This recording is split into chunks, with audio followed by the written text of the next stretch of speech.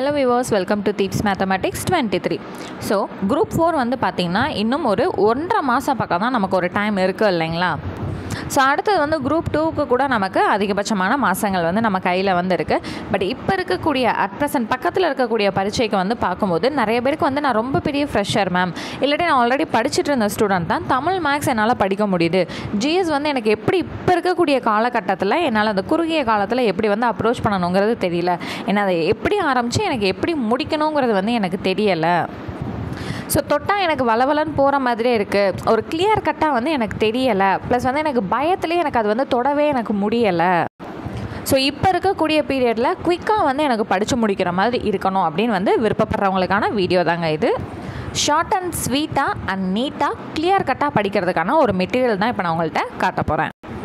So already நம்மளோட சேனல்லே நிறையா வந்து சொல்லியிருக்கோம். நம்மக்கிட்ட வந்து பார்த்திங்கன்னா syllabus wise hand written material வந்து கம்ப்ளீட்டாக அவைலபிள் இருக்குது. ஸோ ரொம்பவே ஈஸியாக இருக்கும். ஸோ நீங்கள் அந்த மெட்டீரியல்ஸ் வேணும்னாலும் நீங்கள் டிஸ்கிரிப்ஷனில் இருக்கக்கூடிய வாட்ஸ்அப் நம்பர் எடுத்து டெக்ஸ்ட் பண்ணி டீட்டெயில்ஸ் கேட்டு பர்ச்சேஸ் பண்ணி வச்சு படிக்கலாம். ஓகேங்களா?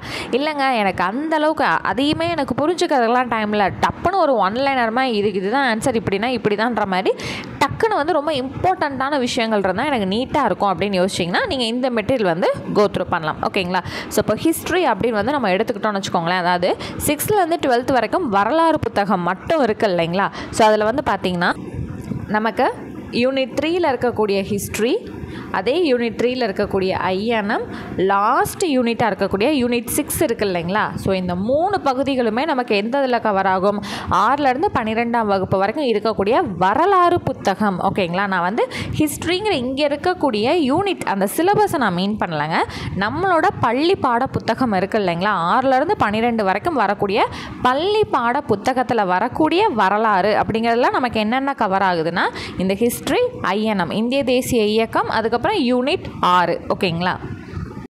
இன்னும் உங்களுக்கு புரிகிற வகையில் சொல்லணும்னா இப்போ நம்ம ஐஎன்எம் இந்திய தேசிய இயக்கம் படிக்கணும்னாலே ஸ்கூல் புக்கில் என்னென்ன படிக்கணும், 8th ஸ்டாண்டர்டில் இருக்கக்கூடிய வரலாறு பாடங்கள், 10th ஸ்டாண்டர்டில் இருக்கக்கூடிய வரலாறு பாடங்கள், 12th இருக்கக்கூடிய வரலாறு பாடங்கள், இந்த 3 வகுப்பு மட்டுமே நீங்கள் ஃபுல்லாக ஃபிங்கர் டிப்பில் வச்சுக்கிட்டிங்கனாலே ஐஎன்எம் முடிஞ்சு அப்படிங்கிறத நம்ம சொல்லுவோம் இல்லைங்களா.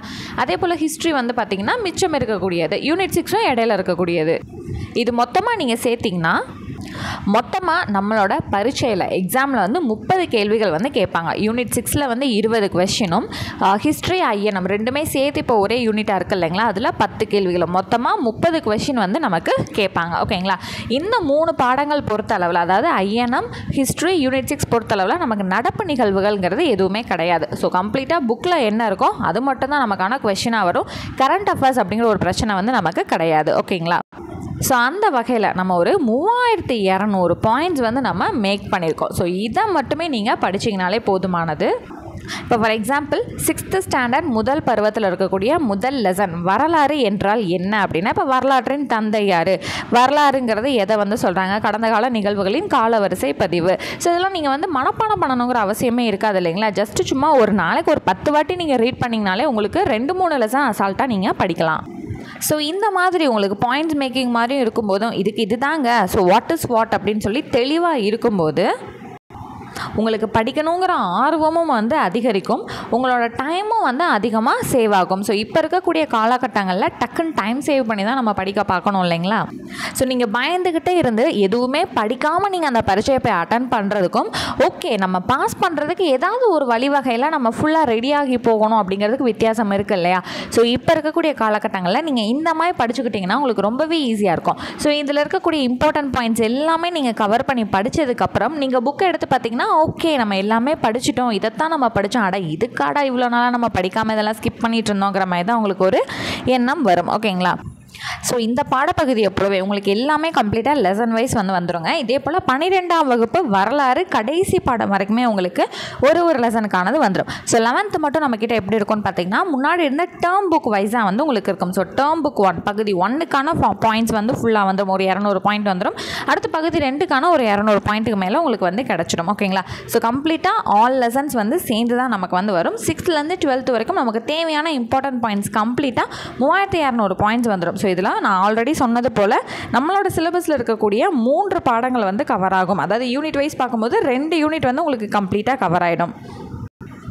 முன்னாடியே சொன்னது போல் ஹிஸ்ட்ரி, ஐஎன்எம், யூனிட் 6 ஸோ உங்களுக்கு பக்காவாக இதிலே வந்து கவர் ஆகி கிடச்சிரும். படிக்க டைம் இல்லை அப்படிங்கிறவங்க கண்டிப்பாக நீங்கள் ட்ராவல் டைமில் இருக்கும்போது கூட நீங்கள் இந்த பிடிஎஃப்ஸ் வந்து யூஸ் பண்ணிக்கலாம். ஓவராலாக வந்து பார்த்தீங்கனாலே தெரியும் 93 பக்கங்கள் வந்து இதில் வந்து இருக்குங்க. ஓகேங்களா? சரி மேம், ப்ரைஸும் நீங்கள் இதிலே வந்து சொல்லிடுங்க அப்படின்னு கேட்டிங்கன்னா இதோட ப்ரைஸ் வந்து 250 rupees. ஓகேங்களா?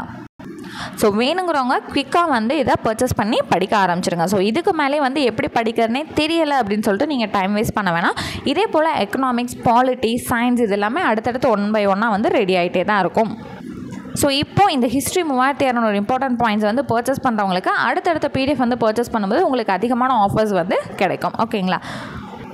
ஸோ எப்படி மேம் பர்ச்சேஸ் பண்ணுறது அப்படின்றது கேட்டிங்கன்னா டிஸ்கிரிப்ஷனில் இருக்கக்கூடிய வாட்ஸ்அப் நம்பர் எடுத்துக்கோங்க. டெக்ஸ்ட் பண்ணி டீட்டெயில்ஸ் கேட்டு பர்ச்சேஸ் பண்ணி வச்சு படிக்க ஆரம்பிச்சிருங்க. ஸோ நெக்ஸ்ட் கிளாஸில் மீட் பண்ணுறேன். தேங்க்யூ.